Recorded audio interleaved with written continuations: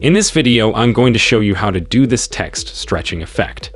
To get started, I just added a background video to my timeline. Let's begin by selecting the Type tool and adding some text to the video.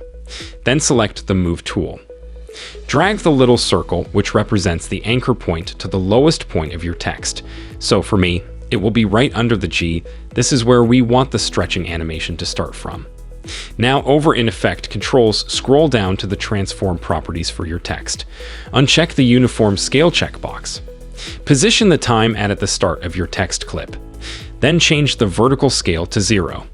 Click the stopwatch toggle next to Vertical Scale to create your first keyframe. Press the right arrow key on your keyboard 12 times, move the time head forward 12 frames. Change the vertical scale to 120 to create your second keyframe. Press the right arrow key another 5 times, move the time head forward 5 frames. Change the vertical scale to 95 to create your third keyframe. Press the right arrow key 5 more times, move the time head forward 5 more frames. Change the vertical scale to 100, you create your last keyframe.